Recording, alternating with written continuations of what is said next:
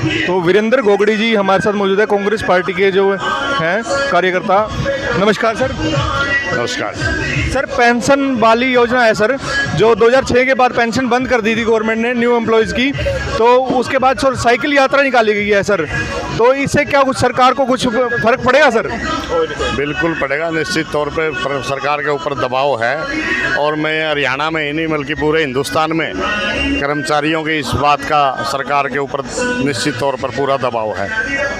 और मैं तो बधाई देना चाहूँगा सभी कर्मचारी साथियों को जो ये इतनी मेहनत करके और डटकर सरकार का मुकाबला कर रहे हैं। दूसरी तरफ कांग्रेस पार्टी की तरफ से और चौधरी भूपेंद्र सिंह हुड्डा की तरफ से मैं कहना चाहूँगा, हुड्डा साहब ने पहले भी कह रखा कि हरियाणा प्रदेश के अंदर में जैसे ही कांग्रेस की सरकार बनती है कि पहली कैबिनेट मीटिंग में पेंशन बहाली का समर्थन कर उसे लागू किया जाएगा।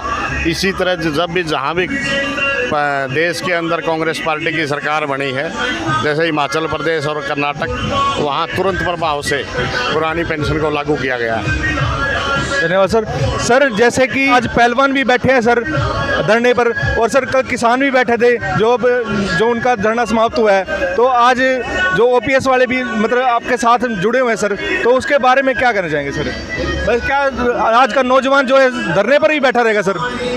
मैं ये सरकार का कि निकम्मापन कहूँगा या सरकार की मतलब असफलता है ये कि एक तरफ तो जो पूरे देश का गौरव बढ़ाने वाले पहलवान जिनकी वजह से पूरे संसार के अंदर भारतवर्ष का नाम रोशन जिन्होंने किया, आज उन्होंने अपनी मांग ही नहीं, मैं तो ये कहूँगा अपने जो उनका शोषण हुआ है उसके खिलाफ धरना देना पड़ रहा है, तो इससे ज़्यादा निकम्मापन और सरकार का क्या होगा।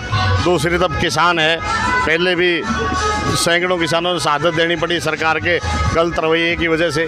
जो सरकार गलत कानून या काले कानून जिन्हें कहूँगा वो थोपना चाहती थी किसानों के ऊपर, लेकिन किसान ने अपनी मेहनत और मैं ये कहूँगा कि अपने संघर्ष के दम पे सरकार को झुकाने का काम किया। इसी तरह से अब पिपली के अंदर जो किसान एमएसपी की मांग कर रहे थे सिर्फ, और जायज़ मांग थी, और सरकार ने घोषणा करी हुई थी कि एमएसपी हम देंगे, लेकिन एमएसपी से बहुत नीचे सूरजमुखी को ख़रीदा जा रहा था, और आखिर में फिर किसानों के संघर्ष के आगे सरकार को झुकना पड़ा। इसी तरह से मैं कहूँगा कर्मचारियों के संघर्ष के सामने, किसानों के संघर्ष के सामने, पहलवानों के संघर्ष के सामने एक दिन सरकार को झुकना पड़ेगा और मुँह की खानी पड़ेगी। धन्यवाद सर।